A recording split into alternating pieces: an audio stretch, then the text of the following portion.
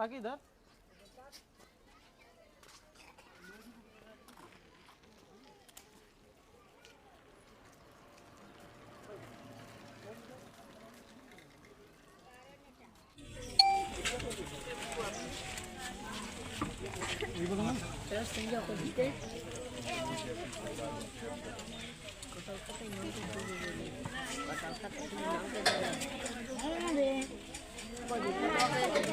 बच्चे तो जिंदा हैं, दिख रहे हैं यहाँ पे आपको ना। हमारी एक छोटी बहन, मेरी बेटी कह लीजिए उसको, अभी 15 दिन पहले वो दम तोड़ दी 11 साल की हो करके। मैं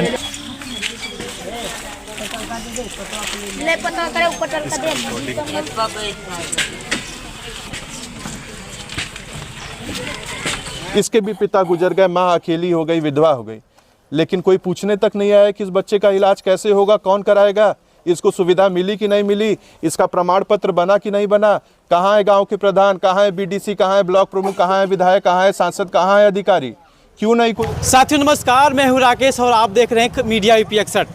इस समय हम गाजीपुर के बहादिया में हैं।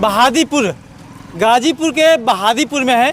जैसा कि आपको पता है कि सोशल मीडिया पे एक खबर चल रही है, 10 से 12 गांव विकलांगता से ग्रसित है।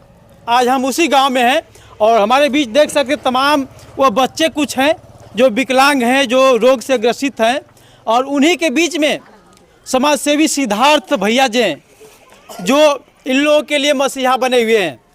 लगातार इनके द्वारा एक मुट्ठी अनाज यात्रा के तहत भ्रमण किया गया और इन्हीं के द्वारा ये बच्चे मिले। जानने का हम प्रयास करेंगे। आप देख सकते हैं, तो थोड़ा दिखाइए भैया।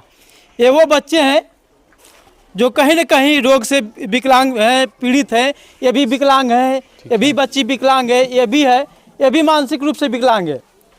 ये कुछ हिस्सा है यहाँ का, और लगभग 10 से 12 गांव की बात है, लेकिन कुछ ही बच्चे यहाँ पे हैं।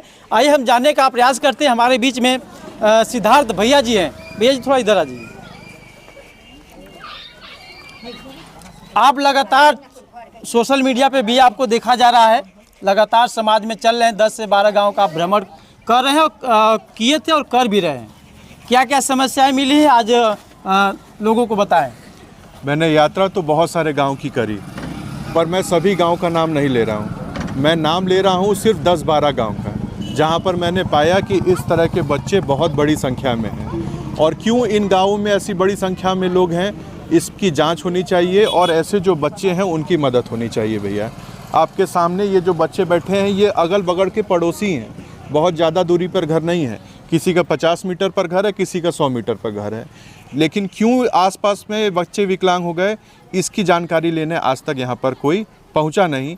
जो मेरा काम नहीं था, दूसरे का काम था, जिसको जिम्मेदारी गांव की मिली है कि एक एक व्यक्ति की स्वास्थ्य की जानकारी रखे, अपनी रिकॉर्ड में रखे, उनकी मदद करे, वो लोग आज तक नहीं आए। उनको क्यों नहीं दिखा? उनको तो वेतन मिलता है, मुझे तो वेतन नहीं मिलता है। मैं तो सांसद, विधायक या कुछ अधिकारी नहीं हूं। अगर मुझ जैसे साधारण इंसान को दिख सकता है, तो जिसकी ये जिम्मेदारी बनती थी कि ऐसे बच्चों की मदद करें, तहकीकात करें, वो लोग आज तक कहाँ हैं?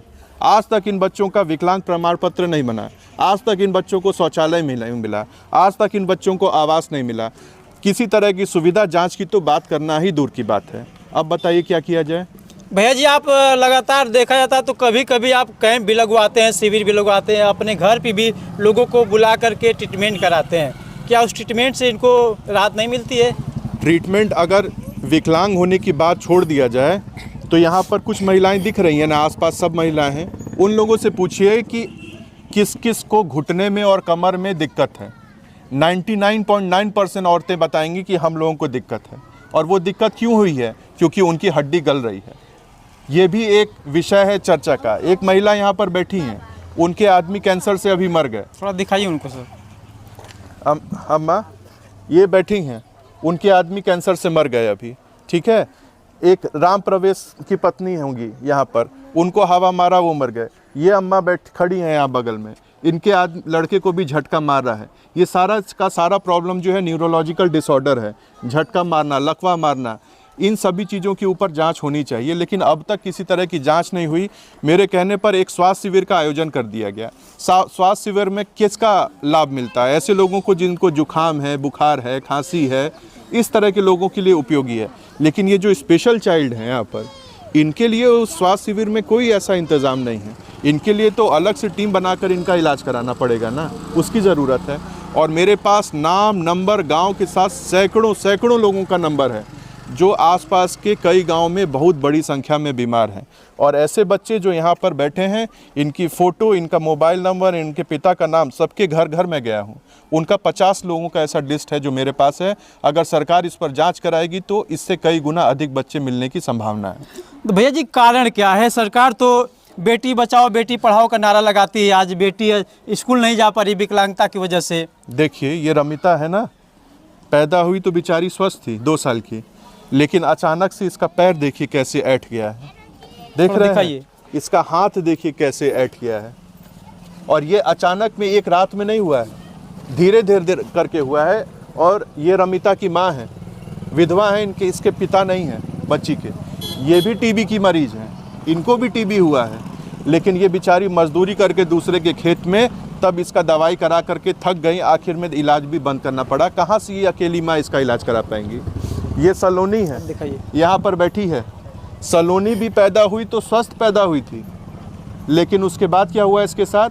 5 साल के बाद इसकी तबीयत खराब हुई। सलोनी के माता पिता अच्छा पैसा कमा लेते थे, इनके पास एक साधन था, लेकिन इसके इलाज के लिए उनको अपना साधन बेचना पड़ा। साधन भी बिक गया, लेकिन लड़की भी ठीक नहीं हुई, और इस तरह से दिमाग से अस्वस्थ हो चुकी है। इसके बगल में ये बच्चा बैठा है ना, कितना इसका उम्र है। इसके भी पिता गुजर गए, माँ अकेली हो गई, विधवा हो गई, लेकिन कोई पूछने तक नहीं आया कि इस बच्चे का इलाज कैसे होगा, कौन कराएगा, इसको सुविधा मिली कि नहीं मिली, इसका प्रमाण पत्र बना कि नहीं बना, कहाँ है गांव के प्रधान, कहाँ है बीडीसी, कहाँ है ब्लॉक प्रमुख, कहाँ है विधायक, कहाँ है सांसद, कहाँ है अधिकारी, क्यों नहीं कोई आया? सिर्फ जब वोट का समय आता है तब वोट मांगने के लिए घर घर हाथ जोड़ने पहुंच जाते हैं और आश्वासन दे दिया जाता है कि हाँ हम इसको ठीक कराएंगे, लेकिन जब चुनाव बीत जाता है ना हारने वाला आता है ना जीतने वाला आता है। ऐसे गरीब आदमी की कोई भी सुनने नहीं आता है। इसके लिए हम लोग आवाज़ उठाना यहाँ पर शुरू करें इन लोगों के लिए। अभी और भी भारी संख्या में लोग, बच्चे आ रहे हैं यहाँ पर। ये एक लड़का है यहाँ पर बैठा हुआ है, आपके सामने बैठा है ना, इसके पिता मजदूरी करते हैं बेचारे के। दादा यहाँ बगल में बैठे हैं। दादा के मन में भय है कि आज हम हैं, मेरा लड़का है, मेरी बहू है, कल को जब बेटा बहू और ये नहीं रहेंगे तब इस बच्ची की परवरिश कौन करेगा? इसका तो प्रमाण पत्र, पेंशन कुछ नहीं मिलता है ना। ऐसे बच्चों को कौन अपने घर में जगह देगा, रखेगा, सेवा करेगा, रोटी देगा खाने के लिए? ये बहुत बड़ी चिंता का विषय है, इस पर संज्ञान लेना चाहिए। अगर लोग लेंगे तो सबका भला होगा, नहीं होगा तो फिर ऐसे ही घर घर में आने वाले 20-25 साल बाद लोग विकलांग पैदा होना शुरू हो जाएंगे। भैया जी, आप लगातार लोगों की समस्या को उजागर कर रहे हैं। ये देखिए, ये एक परिवार में ये लड़की है जिसको अभी मैंने आपके लिए गाड़ी में से भेज करके बुलाया है। ये एक बच्ची नहीं है, इसकी जो बहन है, इस बच्ची की जो बहन है वो भी विकलांग है। ये दोनों बच्चियां आ रही हैं, दोनों विकलांग हैं। एक कुछ साल के बाद दोनों बच्चियां विकलांग पैदा हो गई। ऐसा नहीं था कि पैदा विकलांग हुई, स्वस्थ पैदा हुई ये दोनों बच्चियां, लेकिन कुछ साल के गैप पर इनकी हालत ये हो गई। बैठिए आप जरा। ये इनकी माँ है ना, रस्सी से बांध कर रखती है इनको, इधर सर, रस्सी से बांध कर रखती है इनको। अच्छा, इन बच्चों को क्यों? क्योंकि ये घर की अकेले महिला हैं। इनके पिता अपना गांव, अपना जिला छोड़ करके गुजरात गए हैं पैसा कमाने के लिए, और 30 त्यौहार पे भी अपने गाजीपुर नहीं आते हैं घर पे, क्योंकि टिकट का पैसा लग जाएगा भैया। वो सोचते हैं कि पैसा बचाकर वहाँ से पत्नी के पास भेजें ताकि इन बच्चों का इलाज हो। और 13 लाख रुपया लग गया है, 13 लाख रुपया, 13 लाख लग गया। अब तक कर्ज लेकर के, कमा करके बाप अपनी बेटियों को देखने नहीं आ पाता है। महिला है, इनको बांध करके ताकि इधर उधर भाग ना जाएं, दिमाग तो काम नहीं करता बच्चों का, घर का काम निपटाती हैं, फिर इनको संभालती हैं, पेंट में शौच कर देते हैं बच्चे, इधर उधर भागते हैं। कितनी बड़ी जिम्मेदारी है इस माँ के ऊपर।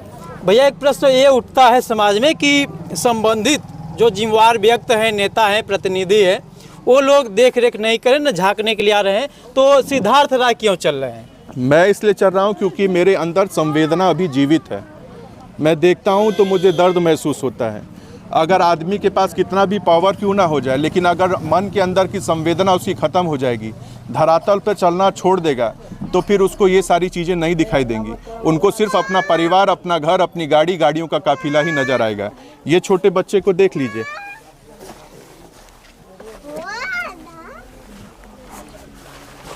इस मासूम से बच्चे का क्या दोष था? इस मासूम से बच्चे का दोष सिर्फ इतना सा था कि ये पैदा उन गांव में से एक गांव में हुआ जिन गांवों के बच्चे विकलांग हो रहे हैं। सिर्फ यही तो दोष है इस बच्चे का। अभी ये इतना छोटा है, इसको समझ नहीं आ रही, लेकिन जब ये भी इन बच्चों की उम्र का होगा तब इसको भी महसूस होगा कि हम इन बच्चों से अलग हैं, काश हम स्वस्थ होते। उसके बाद ये किसको कोसेगा, किसको दोष देगा? इसको तो पता भी नहीं कि इसके साथ ऐसा हुआ है और इसके अगल बगल भी बहुत सारे लोगों के साथ ऐसा हो गया। इस बच्चे की जिम्मेदारी कौन लेगा? आप बताइए, कोई जिम्मेदारी लेने को तैयार है? घर में हम लोग बाल गोपाल की पूजा करते हैं, क्या कोई सज्जन इंसान इस बच्चे को अपना बाल गोपाल मानकर इसकी पूजा करने का काम करने की जिम्मेदारी लेने को तैयार है? अगर मेरे जैसा व्यक्ति इन लोगों के लिए तैयार होता है, निकल करके आता है, तो लोग कहते हैं इनका जरूर कोई स्वार्थ होगा। तो क्या आंख बंद करके आदमी चले, सिर्फ अपने बारे में सोचे, तभी भला होगा? आइए और दिखाते हैं आपको। ये एक ही परिवार के 3 लोग हैं और तीनों के तीनों विकलांग हो गए। ये इस गांव के नहीं, ये सब लोग अलग अलग गांव के हैं। भौरा, इसका पैर देखिए कैसे कांप रहा है, देखिए। थोड़ा खड़े हो तो बाबू, दिखा दो अपना पैर। ये देखिए, ये भतीजा है, इसके पिता स्वस्थ थे, ये भी विकलांग, पैदा स्वस्थ हुआ, ये 10 साल के बाद ऐसा हुआ। ये इसका भाई, ये देखिए कैसे आ रहा है, ये भी स्वस्थ था, 10 साल के बाद ये भी ऐसा 10-12 साल के बाद हो गया। इनके पिता बचपन में गुजर गए, तब ये बच्चे स्वस्थ थे।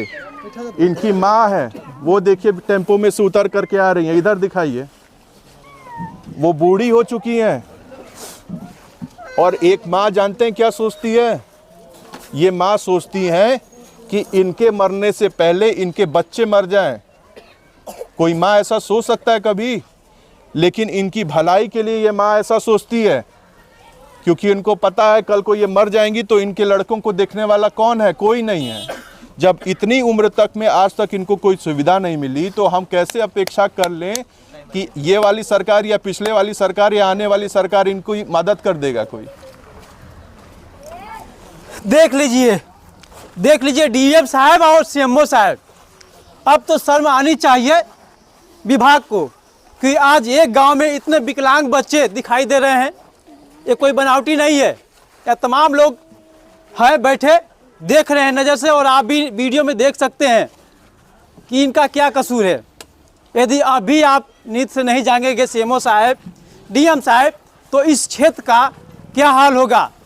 शायद आप इंतज़ार कर रहे होंगे या कोई बड़ी घटना हो, इसलिए क्या अब इससे बड़ी और क्या घटना होगी? इससे बड़ी क्या घटना होगी जो पूरा गांव का गांव विकलांग होता जा रहा है। लगातार सरकार चलाती है स्वच्छता अभियान, पल्स पोलियो अभियान, तरह तरह की योजनाएं चलाती है, लेकिन इस गांव की अगल बगल की घटनाओं को सोशल मीडिया पे दिखाया जा रहा है ताकि सरकार इस पे एक्शन ले, जांच बैठाए, कमेटी बैठाए और इस क्षेत्र को निजात मिले इस विकलांगता से, बीमारी से, ताकि इस बच्चों का भविष्य आगे चल के ये बच्चे तो जिंदा हैं, दिख रहे हैं यहाँ पे आपको ना। हमारी एक छोटी बहन, मेरी बेटी कह लीजिए उसको, अभी 15 दिन पहले वो दम तोड़ दी 11 साल की होकर के। मैंने एप्लीकेशन देने की लिखित शुरुआत कई महीने पहले ही कर दी थी। अगर उस एप्लीकेशन का संज्ञान ले लिया होता और बेचारी रोशनी जो इन्हीं बच्चों की तरह थी उसको इलाज मिल गया होता, तो बच्ची आज हम लोगों के बीच में जीवित रहती। लेकिन क्योंकि कुछ हुआ नहीं पहले, अब जब मैंने मुखरता के साथ इसको उठाना शुरू करा तब जागे सब लोग, तब तक वो बच्ची हमारे बीच में नहीं है। हम लोग आज उसको श्रद्धांजलि अर्पित कर रहे हैं। यानी कि मरने का सिलसिला भी चालू हो गया। गांव के पूछ लीजिए, कई लोगों के लोग मर गए, पूछ लीजिए। डीएम साहब, मैं आपसे नम्र निवेदन कर रहा हूं कि आप तेज तर्राक डीएम में माने जा रहे हैं जिले के। और सीएमओ साहब, आप लोग यदि वीडियो देख सकते हैं तो देखिए और ज़रूर इस पे एक्शन लीजिए, इस समस्याओं का समाधान करिए, अन्यथा यह बहुत बड़ा कदम, अन्यथा ये जो देख रहे हैं ना कल के डेट में ये बहुत बड़ा मुद्दा बन सकता है। तब आप आएंगे और कहेंगे कि ये पहले हमको जानकारी नहीं थी, लेकिन जानकारी आपको बार बार दिया जा रहा है, सोशल मीडिया के द्वारा दिया जा रहा है, सिद्धार्थ भैया जी के द्वारा दिया जा रहा है, लेकिन इस पे आप एक बार भी टीम नहीं गठित कर रहे हैं, ना ही आकर के अपने लोगों को भेज रहे हैं कि आखिर में सच्चाई क्या है। लेकिन आज वीडियो में सच्चाई आपको दिखाने का हम काम कर रहे हैं। तो जल्द से जल्द आप टीम बनाइए और अपनी टीम को भेजिए, इसकी समस्या का समाधान हो। हम लोगों की कुछ मांग है, इन लोगों की कुछ मांग है, गांव के लोगों की कुछ मांग है। सबसे पहली मांग तो ये है कि कारण पता लगाया जाए